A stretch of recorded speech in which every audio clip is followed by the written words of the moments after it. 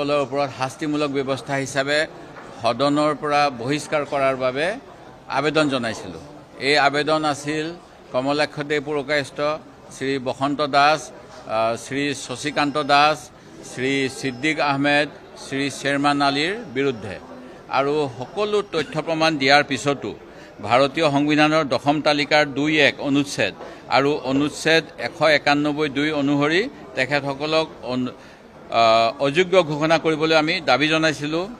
কিন্তু দেখা পাইছোঁ যে অধ্যক্ষ মহোদয়ে বছৰৰ পিছত বছৰ, মাহৰ পিছত মাহ দিন ধৰি এই আমাৰ আবেদনসমূহৰ ওপৰত যি ব্যৱস্থা ল'ব লাগে ডিছপ'জেল নাই কৰা। শেহতীয়াকৈ যোৱা 16 তাৰিখে আব্দুৰ ৰছিদ মণ্ডল ডাঙৰীয়াই ৰাইজৰ দলত যোগদান কৰিলে, শ্বেৰমান আলী আহমেদেও অন্য এটা দলত যোগদান কৰিলে।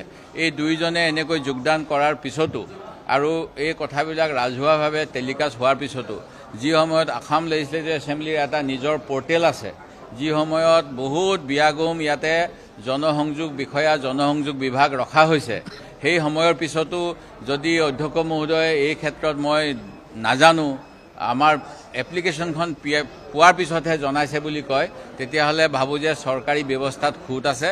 আমাৰ যিসকলক যি দায়িত্ব দিয়া হৈছে তেওঁলোকে সেই কাম কৰা নাই।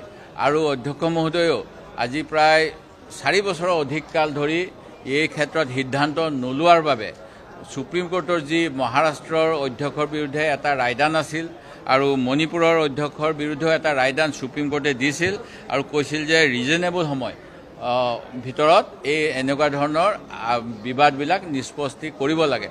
কিন্তু যদিও ৰিজনেবল সময় কিমান সময় কোৱা নাই, তথাপিতো আমি ক'ব পাৰোঁ যে 4 বছৰ নিশ্চয় ছাফিচিয়েণ্ট সময়, কাৰণ আমি চৰকাৰীভাৱে বছৰেকত মাত্ৰ 25-30 দিন বহোঁ, বাকী সময়খিনি আমি অন্য কাম কৰোঁ। অধ্যক্ষ মহোদয়েও তেনেকৈ অন্য কামৰ ভিতৰত এই সদনৰ নিয়মাৱলী অনুসৰি যিখিনি এনেকুৱা বিবাদ আছিল, বিবাদখিনি নিষ্পত্তি কৰিব পাৰিলে হয়। কিন্তু মই ভাবোঁ যে তেখেত যিহেতু অৰাজনৈতিক আসনখন হ'লেও ৰাজনৈতিক দলৰ পৃষ্ঠপোষকতাত যিটো স্বাভাৱিকভাৱে হয় আৰু বিজেপি দলৰ তেখেতে হেঁচাত আছে।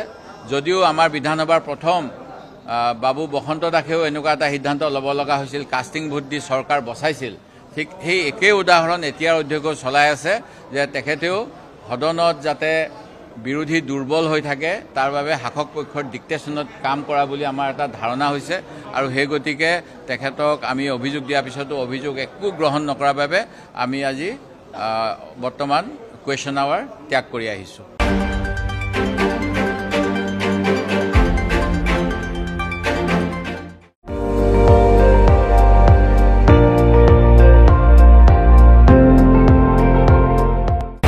আপুনি চাই আছে ND24, সৰ্বশ্ৰেষ্ঠ নহয় সৰ্বোত্তমৰ দৌৰ।